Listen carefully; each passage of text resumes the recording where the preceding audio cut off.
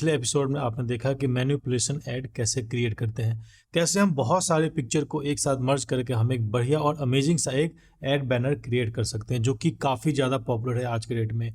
ये काम कुछ बड़ी एजेंसी ही कर रही है, नॉर्मल लेवल पे कोई भी इस तरह के काम नहीं कर रही है। अगर आपको आता है तो आपका लेवल अपने आप अप हो जाएगा। तो इस वीडियो में मैं आपको बता रहा हूँ कुछ ऐसे सीक्रेट्स जो कि इस टाइप के ऐड बनाने में आपकी बहुत ज़्यादा हेल्प करने वाले। कुछ ऐसे सीक्रेट है, कुछ ऐसे रूल है जो कि इस टाइप के ऐड बनाने में बहुत ज़्यादा आपकी हेल्प करेंगे। सबसे पहला रूल तो आप लोगों को पता चल ही गया है कि जो भी आप इमेज लो उसका सैचुरेशन डाउन कर दो, उसका सैचुरेशन आप डाउन कर दो, पहला टिप। सेकंड टिप्स ये है, जो भी एलिमेंट आप चूज करते हो सब कुछ आपका अलग अलग होना चाहिए। ऐसा नहीं कि बैकग्राउंड के साथ में स्काई भी मर्ज है, ऐसा मत करो। स्काई अलग से लो, बैकग्राउंड अलग से लो। क्यों? क्योंकि आपको हर चीज पे आपका कंट्रोल होना चाहिए। यही इसका मेन रीजन होता है कि आप हर चीज अलग अलग लो, ठीक है।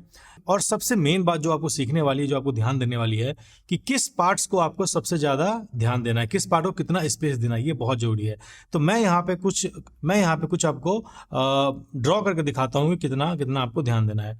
मान लो कि ये अपना पूरा ग्राफिक है, ठीक।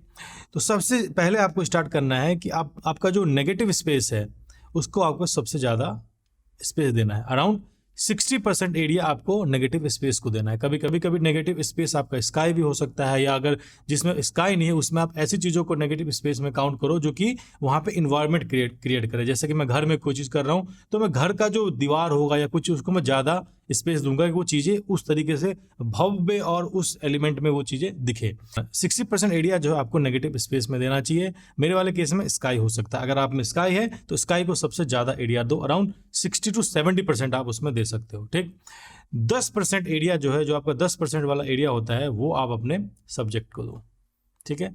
जो आपका 10% एरिया होता है वो अपने सब्जेक्ट को आप दो। ये जो आपका 10% एरिया होता है, ठीक।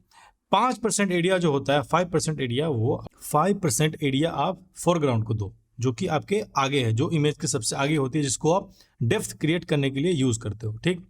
और गाइस 20% एरिया आप अपने बेस को दो और बैकग्राउंड को दो। बेस और बैकग्राउंड को दोनों को मैच करके आप 20% एरिया, जो एरिया बच गया है वो बेस और बैकग्राउंड को मैच करके दो। यही सबसे मेन रूल होता है। कभी कभी क्या हम करते हैं कि बेस को ज्यादा स्पेस दे देते हैं और स्काई छोटा सा कहीं दिख रहा है, वो ऐड कभी भी आपका अच्छा नहीं लगेगा, वो हमेशा बोरिंग ऐड ही लगेगा।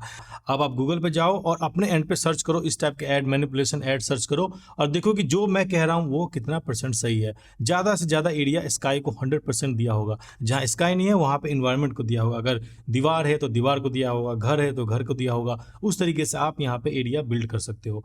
तो गाइस ये सब एक गोल्डन रूल है। मैं फिर से एक बार आपको रिपीट कर देता हूँ।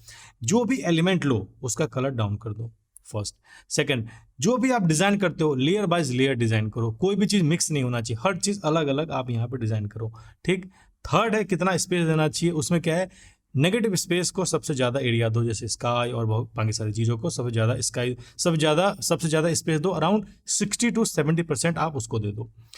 10% आप अपने सब्जेक्ट को दो, ठीक है। 10% आप अपने सब्जेक्ट को दो, 10 से 15% आप कर सकते हैं, ठीक। 20% में आपको बैकग्राउंड और बेस दोनों क्रिएट करना है और 5% एरिया आपको अपने फोरग्राउंड को देना है।